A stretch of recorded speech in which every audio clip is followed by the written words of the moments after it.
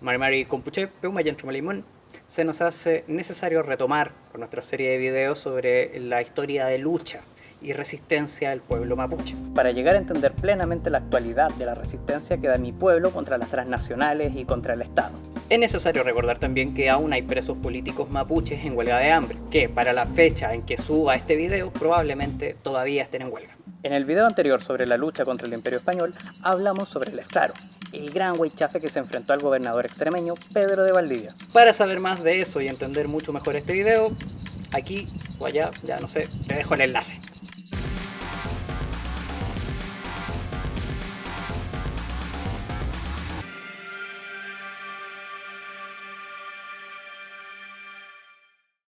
Si ya viste el video anterior de esta saga, sabrás que en 1557 lamentamos la muerte del Peñi Leftaro, quien dejó grandes enseñanzas a su pueblo respecto al cahuellu, a la debilidad del ejército español y al modo ataque en oleadas.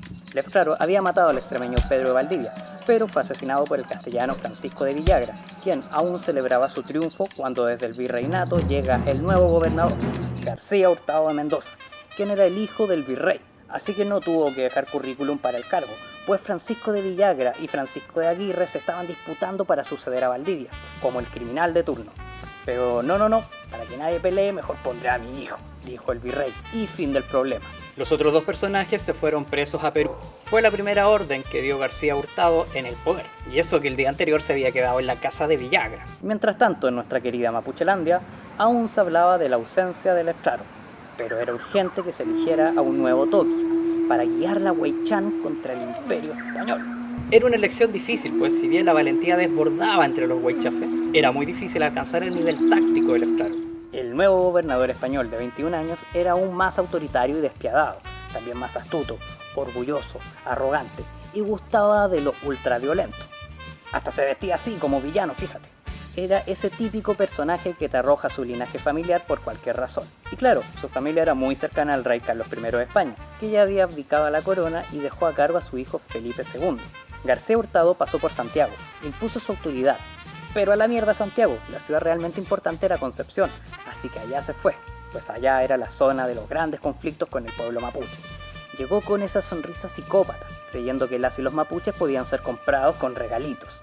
Pero no, compu Buenuy, traían un par de telas y se iban a quedar con la tierra. Y obvio que la tierra es más valiosa que las posesiones materiales, así que se armó la pelea. Este nuevo gobernador venía con un ejército numeroso y profesional. Era el mejor preparado que había llegado a la región hasta ese entonces.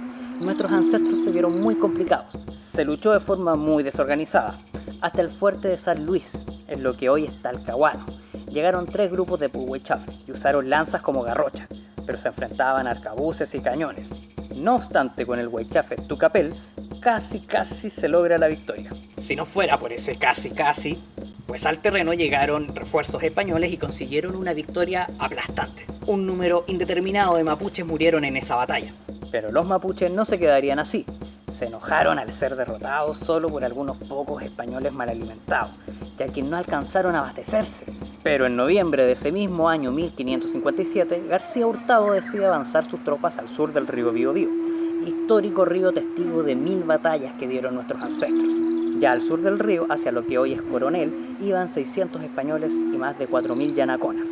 Mientras caminaban por los bosques, eran observados por los pupeñi del ejército de Calfuruñi, o Coligüe Azul. De seguro no te suena el nombre, porque la historia lo inmortalizó por su nombre castellanizado, Galvarino. Este guerrero había luchado junto a las fuerzas del legendario Leftaro. En este lugar, según se cuenta, 2 soldados españoles se alejan de su grupo para buscar frutillas. Uno de ellos es atacado por los mapuches, mientras el otro alcanzó a dar aviso al resto del ejército. Nuestros ancestros se arrojaron con toda la Huaychán, con el grito furioso de Calfuruñi, pero armaduras y arcabuces lograron arrinconar a las fuerzas mapuches en un terreno pantanoso. El barro llegaba a la cintura. Aún así, el huaychafe Renku, el invencible, atacó a yanaconas y españoles sin piedad.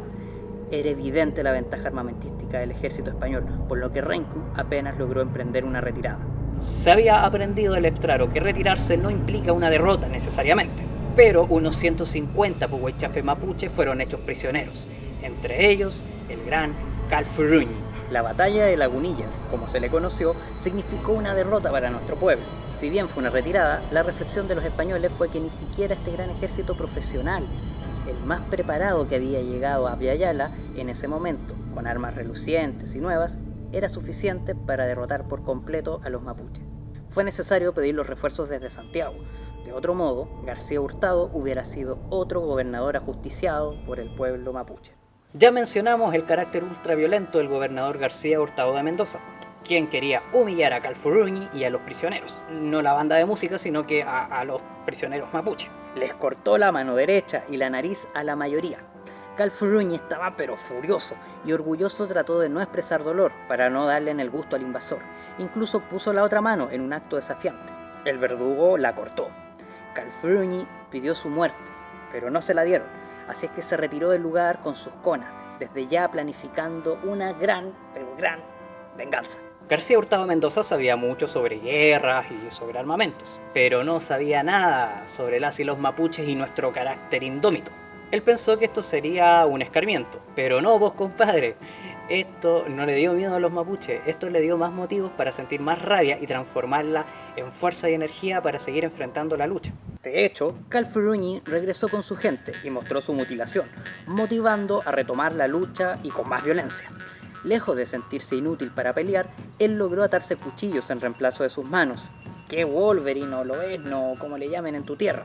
Nosotras y nosotros teníamos a Calfuruñi, quien desde ya comenzó a entrenarse en la pelea con sus nuevas manos. Frente a estas derrotas, nuestros ancestros se vieron en la necesidad de unificar las fuerzas de ataque mapuche, tal como lo había hecho Leftraro. Necesitaban a alguien que tuviera el Nehuen y el Quimen a su misma altura. Así que en Pilmaiquén se reúne el Consejo del Óncono, desde distintos territorios en lucha para poder escoger al Toqui que pudiera guiar esta nueva etapa en la Huaychán. Uno de los favoritos para este proceso era Ralcahueno, es decir, cielo que truena, castellanizado como Talcahuano. Pero él, ya muy anciano, prefirió ceder esta postulación a su sobrino Calfulicán, a quien consideraba muy capaz y fuerte. Además había tenido experiencia en las campañas de Leftraro en la victoria de Tucapel, participando en el juicio que dio muerte al antiguo gobernador Pedro de Valdivia en 1553. Según los españoles, Calfulicán era un hombre tuerto desde su niñez y con una gran fuerza.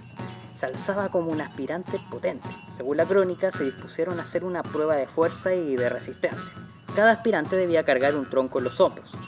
Había llegado Calfulicán, quien según se cuenta estuvo 3 días con el tronco en sus hombros. Imagínate cómo iba al baño ese hombre.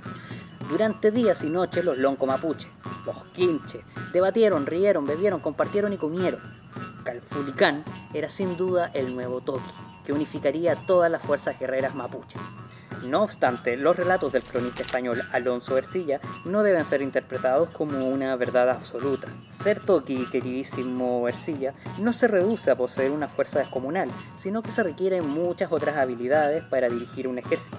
Se vale también de la experiencia que tuviera un mapuche en la guerra, de su habilidad con las armas, las herramientas, la destreza física, su quimun, la sabiduría para tomar decisiones. Calfulicán se comprometió a ser responsable y luchar para liberar el Gualmapu de estos invasores. Turcupichún, un Toqui del Valle del Biobío, quien había luchado también en la batalla de Lagunillas, tras la derrota decide unirse a Calfulicán. Así también el gran Toqui, Calfuruñi. Muy pronto a esta elección, Calfulicán, quien estaba ansioso por demostrar su valor en la Huaychán, eligió a 80 de sus mejores puhuaychafes, quienes cambiaron sus ropas como las de los servidores que salían del fuerte de Arauco para buscar leña. Así se pudieron camuflar con los demás, pero escondían sus armas bajo su ropa o en los bultos y lograron cruzar las puertas del fuerte, disimulando su capacidad de guerreros, actuando como gente cansada tras tanto servir a los españoles. Ingresaron y pudieron estar en contacto directo con los yanaconas, que ya te había explicado en un video anterior, eran los indígenas que servían a los españoles. La idea de este plan era alzarse en un momento inesperado, dejarse perseguir por los españoles hasta las afueras del fuerte, en donde los estaría esperando, escondidos en el bosque, el ejército de Calfulicán, ayudados por la noche. Esto funcionó perfecto, y aquellos españoles que se adentraron a los bosques cayeron en la emboscada. A la medianoche se abrieron las puertas del fuerte de Arauco. Algunos huaychafes lograron ingresar, mientras la caballería española pasaba por encima de sus enemigos, escapando del campo. El fuerte fue demolido por las fuerzas de Calfulicán, quien se hacía de su primera victoria, la cual no ha sido muy abordada por la historia. Esta habría sido la forma de ataque del Toqui, quien la habría aplicado anteriormente en las batallas junto al Eftraro. Un día al campamento español llegó un mapuche que pidió hablar con el gobernador este. Dijo que venía a darle información de nuestro Calfulicán. Le dijo a García Hurtado que el Toqui le proponía batirse a duelo frente a frente, a vista de los ejércitos, y le ofrece elegir armas, hora, día y lugar. Si ganaba el español, Hualmapu obedecería, pero si ganaba el Toqui, pues se iban cagando el territorio mapuche y podían vivir en paz, pero lejos. García Hurtado se sorprendió con esta propuesta, le pareció hasta quijotesca. Aceptó y envió de regreso al huerquén de Calfulicán. Pero en realidad el gobernador español no se iba a ir a duelo. Él sabía que esto era muy raro y supo que en realidad lo que hizo el Toqui mapuche fue introducir a un espía, que ahora le diría sobre su ubicación, las fuerzas y la fortaleza. Así que mandaron a redoblar la guardia e intentaron hacer mucho ruido y movimiento para demostrar que no los iban a encontrar desprevenidos. El espía mapuche informa a Calfulicán, quien decide preparar a su ejército cuando aún estaba oscuro, y comenzaron el sigiloso avance. Hualmapu sería el escenario de una nueva batalla, la de Millarapue, el 30 de noviembre de 1557. Los mapuches no habían sido derrotados como habían pensado los soldados españoles. Como era el día de San Andrés, los cristianos tocaron dianas y se fueron a misa. Además, era el onomástico del virrey, así que no se preocuparon ese día si los mapuches iban o venían. Pero, por el toque de dianas, Calfulicán pensó que era un aviso de los españoles para entrar en armas, y que los habían visto en su posición. Así que, con un fuerte afafán, las fuerzas mapuches corrieron al ataque. Los españoles dijeron: joder macho, pero si no les habíamos destrozado en la unidad. Tomaron sus armas, pero esta vez el error de Calfulicán fue confundir los sonidos de la santa cristiandad con una alarma de guerra, perdiendo el factor sorpresa que hubiera podido darle una victoria. Se luchó a campo abierto. El Toqui se paseaba en el caballo blanco que antes había sido del mismísimo Pedro de Valdivia. Adornado con plumajes, Calfulicán, con su pelo en una sola trenza, luciendo la Toqui Cura, esa piedra que simboliza que es Toqui, y una capa grana, expropiada a algún soldado español muerto. El terreno elegido por el Toqui era ideal para proteger la infantería y para estancar la artillería española, pero flechas y piedras rebotaban en las corazas del ejército del rey. Se luchaba en oleadas, como aprendimos del Eftraro, pero vamos, estaba combatiendo contra muros de hierro. Los mapuches al menos ahora podían defenderse, con tablones de madera, contra lanzas, arcabuces y mosquetes. No hubo tregua, no hubo descanso. La tierra se regaba de sangre y cuerpos despedazados, pero esos cañones sí que eran un problema. No lograron contrarrestar los disparos. Las fuerzas mapuches se fueron retirando de a poco. Fueron perseguidos por la caballería española, quienes eligieron a los huaychafes mejor vestidos para colgarlos desde los árboles. Uno de los huaychafes suplicó piedad a las tropas de España, pero entre el resto de huaychafes capturados aparece uno que lo insultó y lo trató de cobarde. Cuando tomaron a este último guerrero mapuche para colgarlo, le quitaron la manta y vieron que sus brazos eran cuchillas. Se trataba de Calfuruñi, quien tuvo que ser sujetado entre muchos para colgarlo. Los mismos cronistas españoles de la época censuraron muchas de las matanzas hacia los mapuches por considerarlas brutales. Millarapue había sido una derrota, y Hualmapu se regaba con la sangre de nuestros ancestros. Se había perdido una batalla, pero no la guerra. García Hurtado funda Cañete y reconstruye el fuerte de Tucapel. Como se sintió relajado, se fue al Imperial, que andaba fundando ciudades, dejando en Tucapel, en Cañete, a 150 españoles al mando de su hermano Felipe. Hubieron algunos choques con los mapuches, quienes ponían alguna resistencia y luego se iban. Como le avisaron al gobernador sobre estas trifulcas, García Hurtado envía refuerzos de caballería. Calfulicán, por su parte, dijo: pero el gobernador no está, así que esta es la nuestra. Había que asaltar el fuerte de Tucapel, así que envió a uno de sus compañeros de confianza para entrar como espía en el fuerte y observar la defensa. Allí se hizo amigo de un yanacona, al que llamaban Andresillo, quien estaba al servicio de los españoles. Como se hicieron requete amigos, lo convenció de cooperar con los suyos, que se pasara al bando de Calfulicán, que para allá estaban los de su sangre. Andresillo estaba de acuerdo y aceptaba las regalías y el reconocimiento que tendría por parte de los huaychafes. Pero luego que el espía de Calfulicán se fuera, Andresillo, como todo el yanacona que era, fue a donde sus amos a contarle los planes de los mapuches. Anda, escribe ahí a cuántos Andresillos tú conoces. Los soldados españoles dijeron: muy bien hecho, indio de mierda, toma una galleta. Imagínate, el espía mapuche hasta le había arreglado una cita a Calfulicán con este Andresillo. El espía, que no era muy buen espía, fue a buscar al yanacona y de paso hasta le mostró el lugar preciso de la emboscada que iban a concretar. Se encontró con el corpulento Calfulicán, quien llevaba una coraza, que posiblemente había sido de Pedro de Valdivia. Andresillo creía que sería descubierto. Estaba nervioso, pero Calfulicán le habló sobre la justicia de su causa, le dio las razones del ataque y le ofreció recuperar su dignidad. Solo debía ayudarles en su plan. Andresillo le prometió fidelidad, le habló de su odio al Huinca invasor y le recomendó atacar en la noche, mientras todos duermen, y que acercaran el campamento hacia el fuerte. Ya muy bien, todo planificado.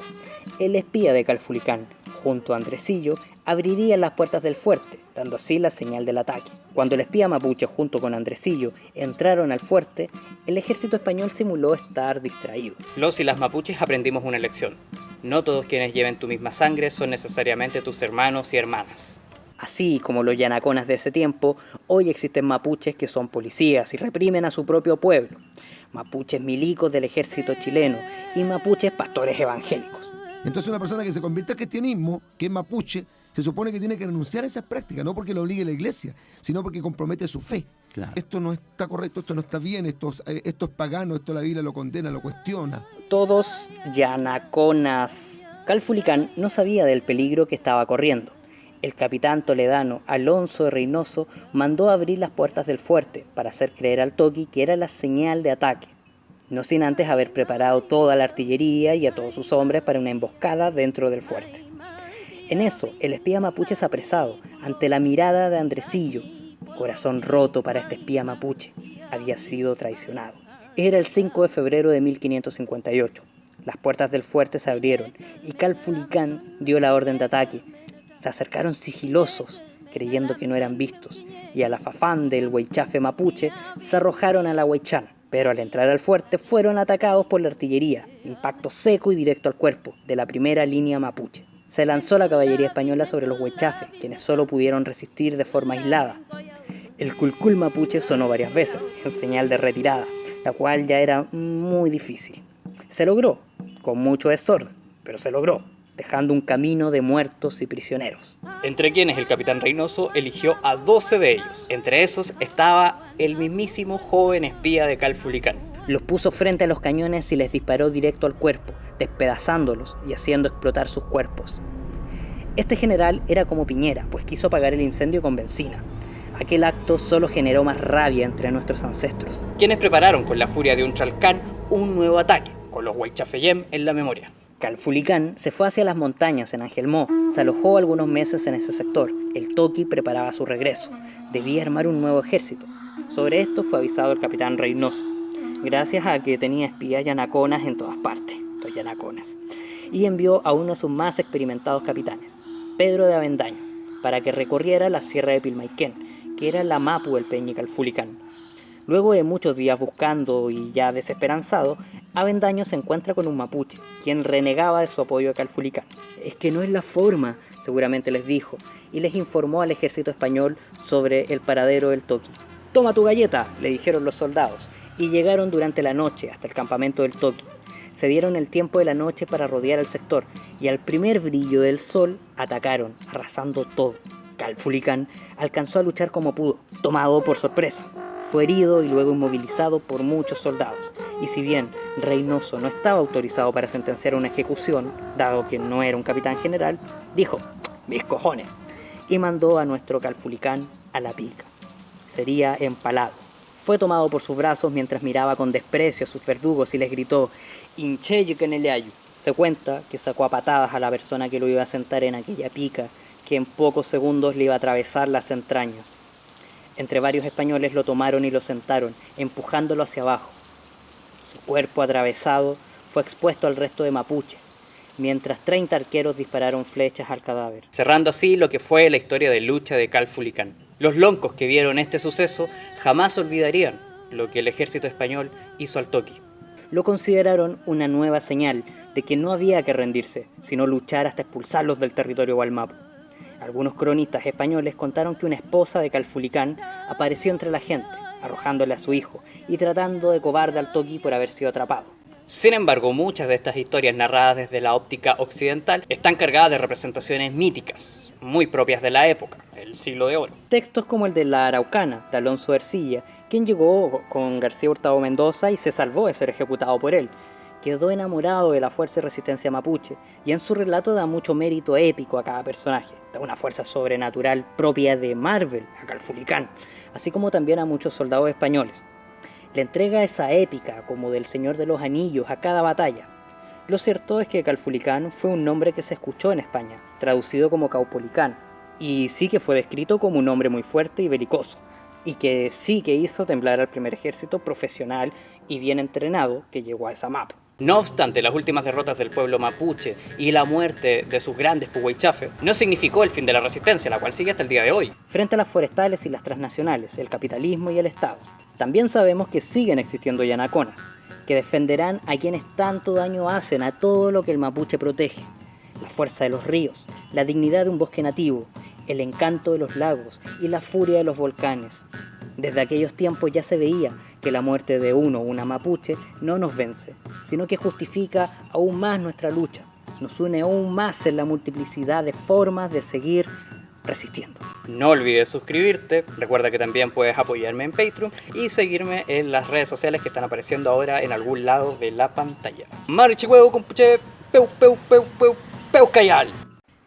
¿Quién te dijo a ti que te hicieras carabinero, Juan Antillanca? Tú que naciste a la orilla del mar, que jugaste en las playas sin dueño, que naciste sabiendo que la vida no necesita ley, porque allí nunca ocurre nada, a más de una ola y otra ola, un transitar de espuma, dos fantasmas de viento y una gaviota borracha de cielos.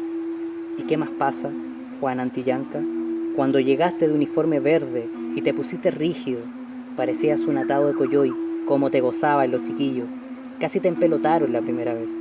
Tus ojos, que eran mansos y risueños, tuviste que endurecerlos, y aquel gesto tuyo, que era como un amanecer, lo transformaste en grito duro, en amenaza negra, en noche desconfiada. ¿Te acuerdas cómo se las arreglaban para tener algo de comer cuando tú eras niño? Y ahora, Juan, ¿tú andas buscando a los que roban ovejas porque tienen hambre y no tienen trabajo? ¿Cómo murió tu padre? ¿Recuerdas? ¿En qué cuartel amaneció muerto? A ti te han escogido para esto porque hablas mapuzungún y porque conoces todos los escondites de la costa. Te vimos esa tarde, cuando llegaste al Mauleo. Tú ibas más asustado que él. Pasaste avergonzado frente a nosotros. Ese día, Juan, nos dio una pena grande.